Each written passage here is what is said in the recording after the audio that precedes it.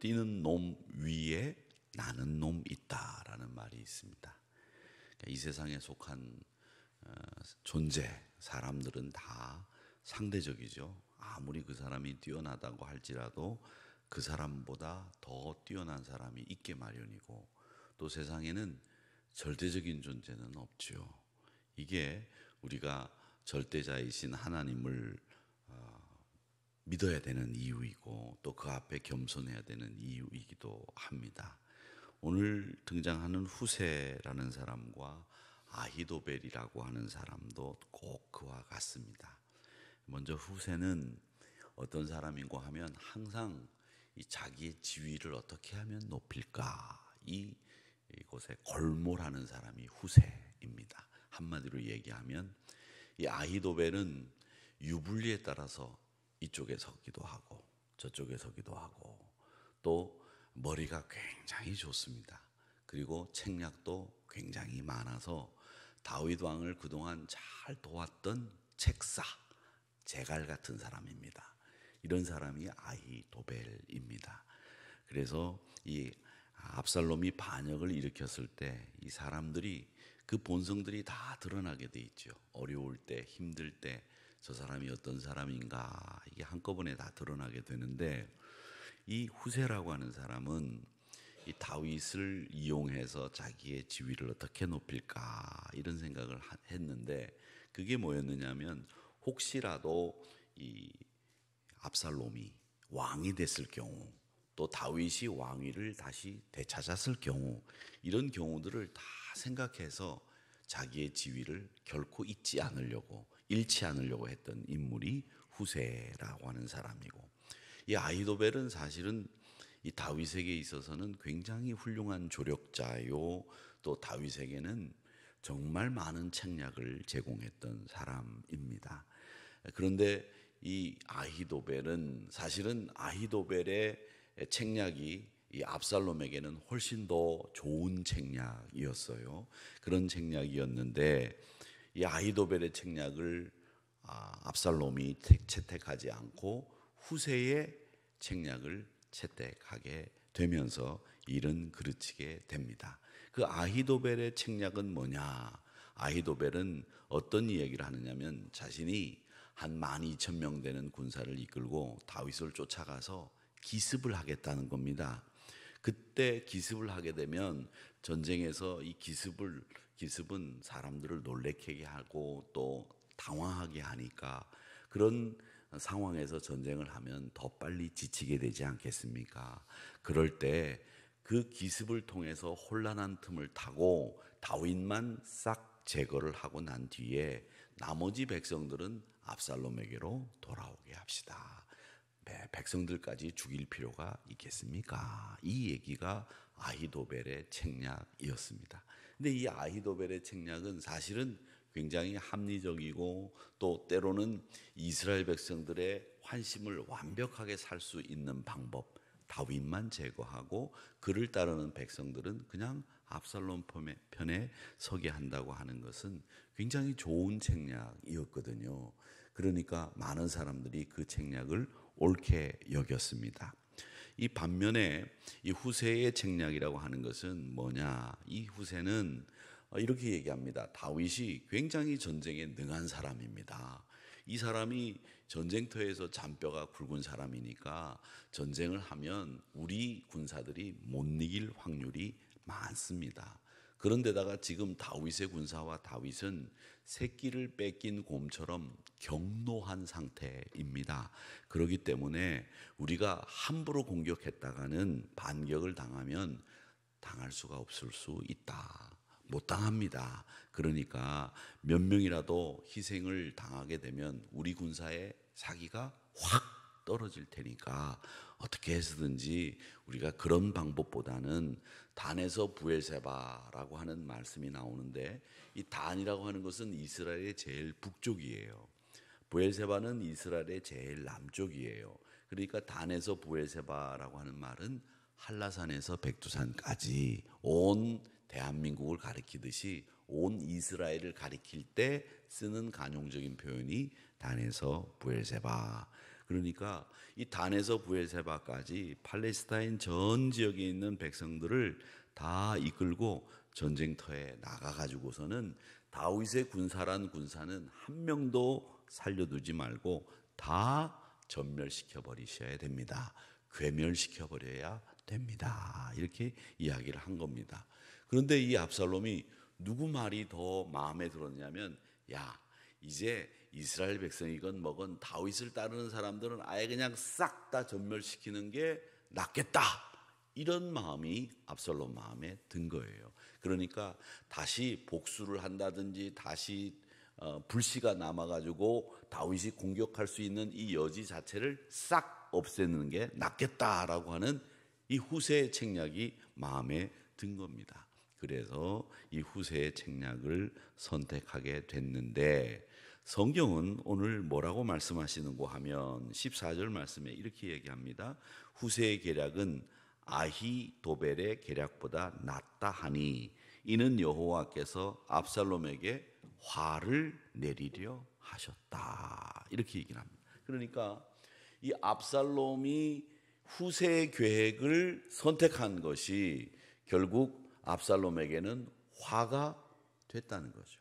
잘못된 선택이었다라는 말씀을 하고 있는 겁니다. 그러니까 압살롬은 아히도벨, 그동안 책사로서 다윗을 도왔던 이 아히도벨의 책략을 선택해야만 했었는데, 그걸 선택하지 않고 후세의 계략을 선택하는 바람에 결국 전쟁에서 지고 압살롬은 죽게 된다.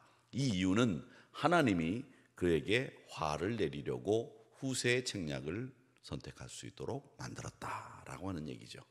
저는 이 설교를 쭉 준비를 하면서 이런 생각이 들어요.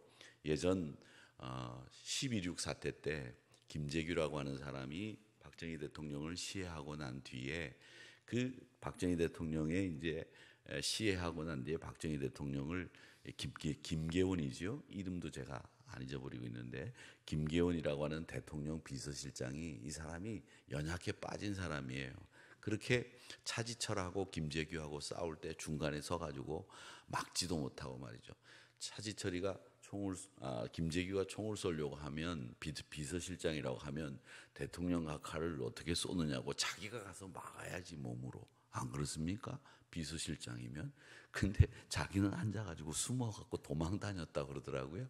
그리고 난 뒤에 나중에 대통령이 돌아가시고 나니까 이 대통령을 모시고 국군통합병원으로 갔습니다. 지금 이제 그 경복궁 들어가는 오른쪽에 국군통합병원이 있는데 지금 보니까 미술관이 돼 있더라고요. 그쪽으로 옮겨가고 자기는 옮겨갔는데, 거기서 이제 김재규가 육군사령부로 갈 거냐, 군사령부로 갈 거냐, 용산으로 갈 거냐, 아니면 서빙고 중앙정보부로 갈 거냐, 이런 걸 선택해야 되는데, 그 선택하는 자리에서 자기가 실권을 쥐고 있는 부장인 중앙정보부로 갔어야 되는 거죠. 근데 거기서 이 사람이 결정적으로 실수를 한 거죠. 자기가 아무 실권이 없는 군사령부로 가버린 거예요. 결국 거기서 체포되고 말았는데, 한순간에 그런 위기의 순간과 그런 순간에 잘못 선택된 판단, 이런 것들이 결국 흐름을 바꾸어 놓는 경우들이 많은데, 이 압살롬의 이 선택은 자신이 완전히 자신에게로 넘어가는 그 힘을 막아버리는 잘못된 선택이었다라고 하는 것이죠. 이건 결국 하나님이 하신 것이다라고 되어 있는데, 우리가 생각하고 있는 이 말씀들을 쭉 보면서 우리는 이 반역이 무엇을 가져올 것이고, 또 이 책략이라고 하는 것을 어떤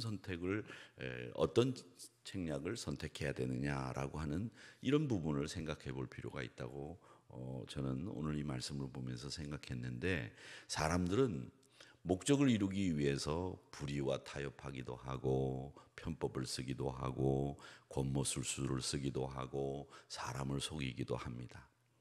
그게 세상입니다. 사람들이 늘 웃는 것 같지만 그 뒤에 칼이 있다는 거죠. 그 칼이 어떻게 나올지 모른다. 그래서 사람을 너무 안 믿는 것도 보기 좋진 않아요. 그런데 사람을 저처럼 무조건 철석같이 믿어주는 것도 별로 좋지 않더라. 제 경험이 그렇습니다. 저는 이 사람을 이렇게 보면 이 사람은 믿어주는 존재라고 생각했는데 안 그렇더라고요.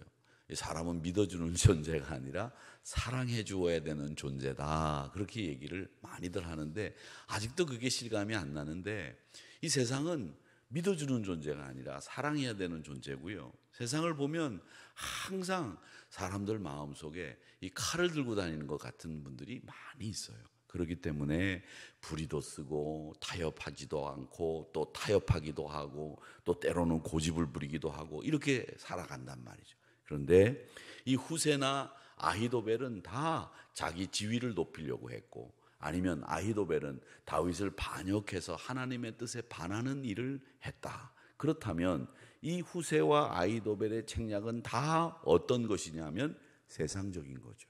하나님의 뜻은 다윗의 왕권이 그대로 이어지는 것이 하나님의 뜻이었거든요. 그렇다고 한다면 우리가 이 말씀을 보면서 생각할 것은, 어떻게 하면 내가 하나님의 뜻에 합당하게 살 수 있을까?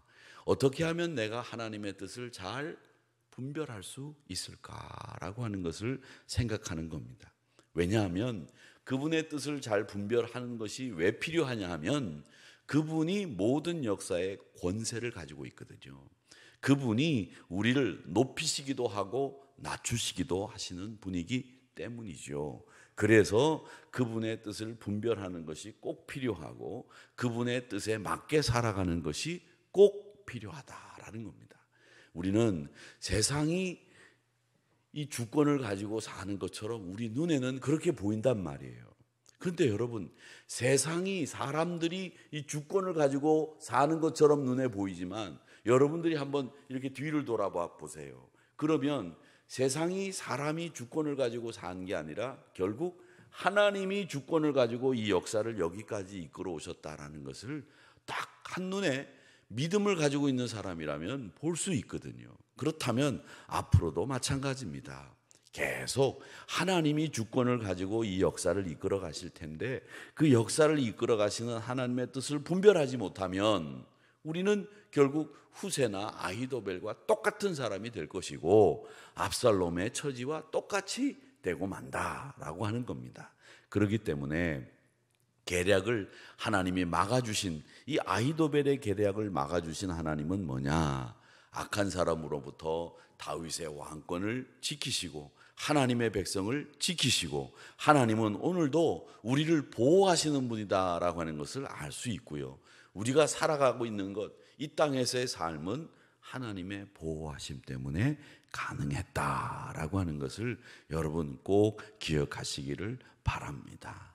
그 다음에 또 이 후세는 자신의 전략을 말하면서 시간이 걸려도 병력을 충분히, 단에서부터 부엘세바까지 병력을 충분히 모아서 전면전을 펼칠 것을 제안을 했고, 아히도벨은 기습을 해서 다윗만 제거하는 것을 제안을 했는데, 여기서 분명하게 이야기를 우리는 알고 있어야 되는 이야기가 있습니다. 그게 뭐냐? 압살롬과 장로들이, 이 후세가요, 이 언변이 굉장히 화려했습니다. 언변이요. 이 언변이 화려한 사람들이 있어요. 언변이 화려한 사람들은 아주 얘기만 들으면 현혹되고 얘기만 들으면 세상에 뭐가 다 된 것 같은 그런 사람들이 있어요. 이제 이런 사람들이 만약에 목사가 됐다 그러면 굉장히 좋은 일이죠. 근데 만약에 이 사람이 땅 가지고 장난을 치는 사기꾼이 됐다 그러면 이거 문제가 심각해지는 거예요. 그런데 이 후세가 화려한 언변을 가지고 자기가 온 이스라엘 백성들을 모아서 전면전을 펼칩시다. 우리가 온 백성들과 함께 이 전면전을 펼칩시다라고 했는데, 이 전면전을 펼치자고 하는 것은 이 여러분 국지전이나 기습은 시간이 많이 걸리질 않아요. 단촐하게 정예부대만 딱 뽑아서 기습을 하면 되는데, 전면전을 하려면 선전포고도 해야 되고 그 전면전에 필요한 군사 보급이라든지 이 군인들을 훈련시키는 거라든지 여러 가지가 복잡하기 때문에 시간이 많이 걸려요. 그럼 시간이 많이 걸리면 다윗이 지금 쫓기고 있는 입장에서 다윗은 시간을 벌 수 있지 않습니까? 그렇기 때문에 이 전면전을 펼치자는 후세의 계획은 사실은 무리였거든요. 그런데 이 계획에 압살롬이 마음이 혹하고 말았어요. 왜 혹했느냐? 결정적으로 눈에 보이는 게 하나 있었습니다. 그게 뭐냐? 온 백성을 동원한다라고 하는 거죠. 그 말은 온 백성이 동원되어서 내 전쟁에 가담한다라는 말은 온 백성이 내 편이 되어서 다윗이 설 입지가 없어진다는 걸 뜻했기 때문에 후세는 그 방법을 택했다라고 하는 겁니다. 그래서 이 후세의 화려한 언변에 속아서 전면전을 선택하게 됐지만 그것이 결국은 이 압살롬을 멸망시키고 망하게 하는, 화를 내리려고 하는 하나님의 계획이었다라고 하는 것을 우리는 배우게 되는 겁니다. 그러니까 여러분, 하나님의 지혜를 구하시기를 축원합니다. 제일 중요한 건 하나님의 지혜예요. 사람의 지혜가 아닙니다. 그렇기 때문에 하나님의 말씀과 하나님의 권세 있는 그 지혜를 여러분들이 잘 활용하셔서 여러분 신앙을 성숙시키시고 여러분 안에서 믿음의 권세를 더욱 공고하게 만들어 가시는 여러분 모두가 되시기를 주님의 이름으로 축복합니다.